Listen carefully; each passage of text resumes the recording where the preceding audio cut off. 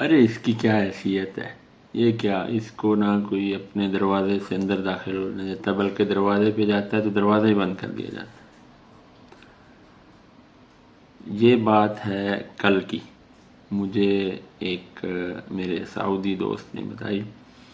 قصہ مختصر یہ کہ ان کا جہاں پہ آبائی گھر ہے، جہاں ان کے والد رہتے ہیں، وہاں پہ وہ دیہاتی علاقہ ہے، سارا صحرا ہے، اور فصل جو اگتی ہے وہ خالصتاً اللہ کے فضل سے بارش سے ہی اگتی ہے۔ تو کہتے ہیں کہ کئی مہینے ہو گئے بارش نہیں ہوئی، اور لوگ اس انتظار میں بارش ہوگی، اناج اگے گا تو ہمارا معیشت چلے گی۔ تو فیصلہ یہ کیا گیا کہ مل کے نماز استسقاء کے لیے اکٹھے ہوتے ہیں، اللہ سے دعا کرتے ہیں کہ ہم پر بارش برسا، ہمارے گناہ معاف فرما، اللہ سے التجا کرتے ہیں، گریہ زاری کرتے ہیں۔ سارے لوگ اکٹھے ہوئے، لیکن دعا بھی کی گئی، لیکن اس کے باوجود بارش نہیں ہوئی۔ تو ہوا یہ کہ وہ جو مسجد کے وہاں کے مسجد کے امام صاحب سے، وہ مسجد کے ایک نکڑ میں بیٹھے تھے۔ تو کچھ دن بعد نا ایک شخص آیا اور وہ گیا مسجد کے اندر، وضو کیا اس نے، بڑا پریشان حال تھا۔ تو اس نے 2 رکعت نماز پڑھی، دعا کی اونچی اونچی اللہ سے، اسے لگا کہ مسجد میں اور کوئی بھی نہیں ہے، اونچی اونچی اللہ سے دعا کرنے لگا، التجائیں کرنے لگا، اور پھر کہتا ہے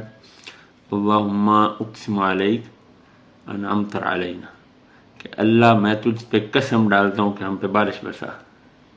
کہتا ہے وہ مسجد سے نکلا نہیں تھا تو بارش ہوئی، جو بارش ہوئی کہ کہتے ہیں کہ گلیوں میں سیلاب کی صورت تھی، مطلب اتنا اللہ کا فضل جو ہے نا برسا۔ تو جب بارش رکی، وہ شخص گھر کو ہوا تو وہ امام صاحب نے چپکے سے اس کے پیچھے ہو لیے، انہوں نے اس کا گھر تاک لیا، جا کے دیکھا تو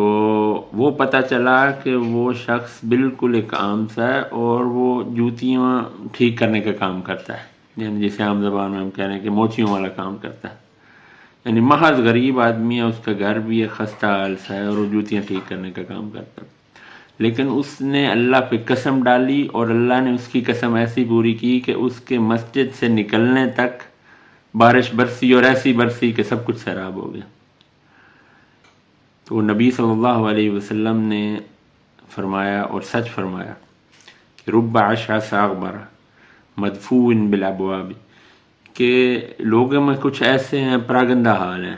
اور ان کی حالت یہ ہے کہ انہوں دروازوں سے لوٹا دیا جاتا ہے، مطلب لوگ ان کے لیے دروازہ نہیں کھولتے، دروازہ کھٹکھٹاتے ہیں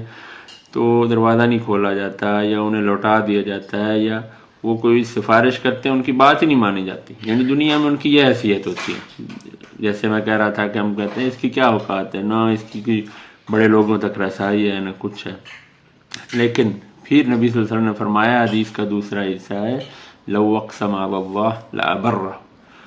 کہ اگر وہ اللہ پہ قسم ڈال دے نا تو اللہ کو اس کی قسم پوری کرنی پڑتی ہے۔ اور یہ ہمارے دوست نے اپنی آپ بھی تھی اپنے آنکھوں سے دیکھا، واقعہ سنا ہے،